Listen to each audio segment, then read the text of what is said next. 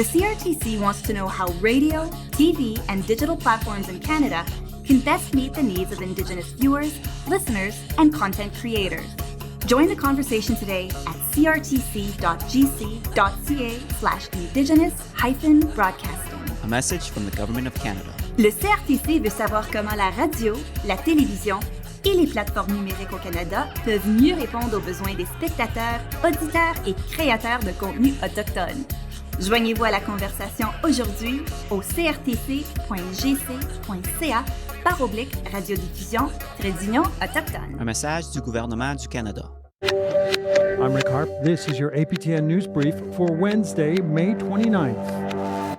We begin at Queen's Park, where yesterday an NDP member of the Provincial Parliament of Ontario made history by speaking his ancestral tongue in the Legislature, the first time a language other than English or French has been officially allowed. Mr. Mamakwa is seeking the unanimous consent of the House to allow him to speak for 10 minutes regarding the historic significance of recognizing Indigenous languages in the Legislature. Agreed? Agreed. And with the unanimous approval of his political peers, followed by resounding applause, Sol Mamakwa from the Kingfisher Lake First Nation addressed the Assembly and Anishininiimowin, or Oji-Cree, for the first time since he was elected 6 years ago, a language he's fluent in despite being punished for speaking it in residential school. On hand for the historic moment, his mother, the same day as her 79th birthday. And Mamakwa credited her with teaching him Oji-Cree. He also encouraged others to revitalize their language. Mamakwa hoped yesterday sparked a trend in legislatures across Canada. In time past, we were told never to speak our own Indigenous language in the provincial legislature.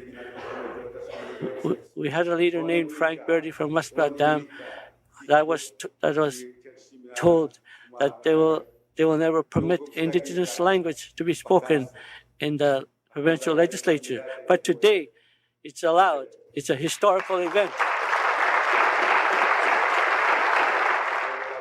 I'm praying that there's permission for our language to be spoken in the legislature, that other legislatures in Canada, governments, will allow the same process that we are doing here today. In Ottawa also, that are sitting in the Ottawa legislatures today too, will follow suit with this historic event of the Indigenous language being permitted to be spoken in this provincial legislature.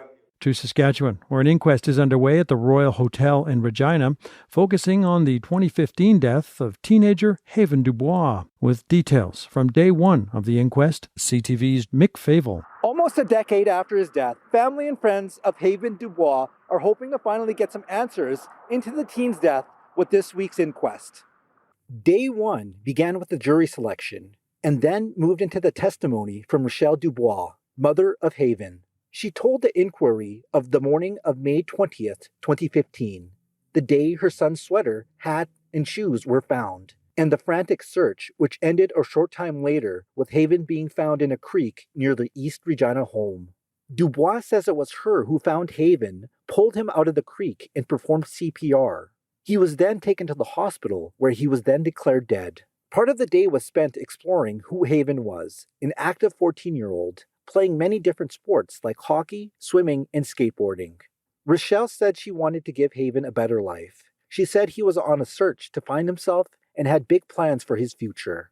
A day after his death, a coroner's report was released, which deemed his death accidental. The report was what sparked the move towards seeking an inquiry, along with various discrepancies, like an injury on Haven's face she saw at the creek. According to Rochelle, her son had no health issues and was on no medications. In the last year of his life, he was feeling pressures to join city gangs but refused. There are over 10 witnesses who will share their testimony during the inquest, which will continue throughout the rest of the week. Mick Favel, Regina. Still in that province, Métis Nation Saskatchewan, or MNS, has launched a new treaty document, one it hopes will set the stage for self-governance. Entitled Kishchimasnayagan Uschimachif, or the Sacred Document of the Métis, the new modern treaty would obligate Canada to recognize MNS as a government and protect its rights to make decisions. Decisions that could not be overruled by the federal government regardless of any change in political power. MNS President Glenn McCollum says the document's 150 years in the making and a, quote, very important step closer to fully realizing our inherent right to self-government, unquote. And should the document go forward, it would guarantee stable funding for MNS and pave the way for self-jurisdiction over healthcare, family services, and education.